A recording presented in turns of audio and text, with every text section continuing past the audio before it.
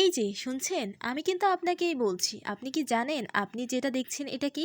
যদি বলতে পারেন তাহলেই কিন্তু আপনি জিতে যাবেন। আপনি কি কখনো এই খাবারটি খেয়েছেন? যদি না খেয়ে থাকেন তাহলে আজকের ভিডিওটি সম্পূর্ণ দেখে নিজে বানিয়ে যখন তখন খেতে পারবেন।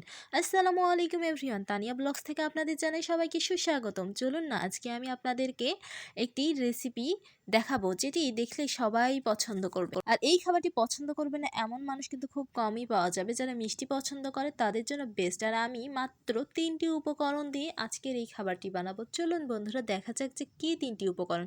প্রথমেই দেখতে পাচ্ছেন নারকেল নিয়েছি। আমি একটা নারকেল নেওয়ার পরে আরেকটার অর্ধেক দিয়েছি, মানে একটা সম্পূর্ণ নারকেল দেইনি। তাও কিন্তু অনেকগুলো কিন্তু নাড়ু হয়েছিল বন্ধুরা, দেখতেই পাচ্ছেন সামনে। আমি কড়াইয়ের মধ্যে দিয়ে দিয়েছি নারকেল আর সেখানে দিয়ে দিয়েছি খেজুরের গুড় অল্প পরিমাণে। আপনাদের বাড়িতে যদি খেজুরের গুড় থাকে অবশ্যই খেজুরের গুড় দিবেন, আর যদি চিনি থাকে তাহলে চিনি দিয়ে করবেন। কিন্তু আমার কাছে কি মনে হয় জানেন, চিনিটা আমার কাছে এতটা ভালো লাগে না। আর আমি দেখতে পাচ্ছেন অল্প পরিমাণে চিনি দিচ্ছি, অল্প পরিমাণে গুড় দিচ্ছি, মানে দুইটাই 50-50 করে দিয়েছি। দেওয়ার পরে দুইটারই একটা ফ্লেভার চলে আসছে, আর এতে করে কালারটাও সুন্দর হয়েছে, দেখতেও যেমন হয়েছে খেতে তো দারুণ দারুণ দারুণ মজার হয়েছে। আর কি বলবো, সামনেই দেখতে পাচ্ছেন আমি এখানে দিয়েছি 2টি সাদা এলাচ। আর এলাচটা তো অবশ্যই দিবেন, আর যদি না থাকে, না দিতে মন চায় তাও সমস্যা নাই।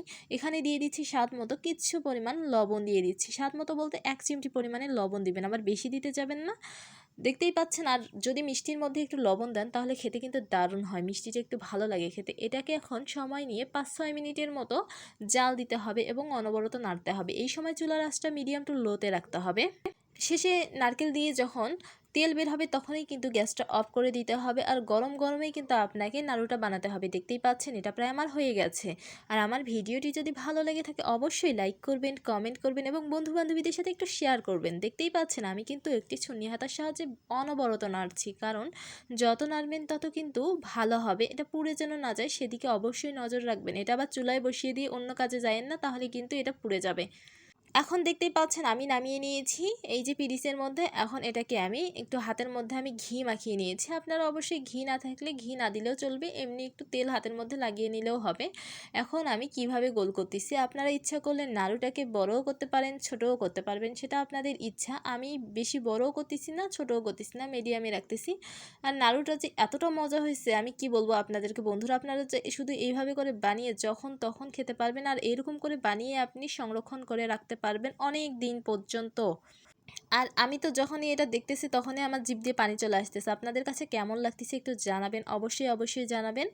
আর সবাই ভালো থাকবেন, সুস্থ থাকবেন। আর এতক্ষণ আমার ভিডিওটি দেখার জন্য আপনাদেরকে জানাই অসংখ্য অসংখ্য ধন্যবাদ। আসসালামু আলাইকুম, আল্লাহ হাফেজ।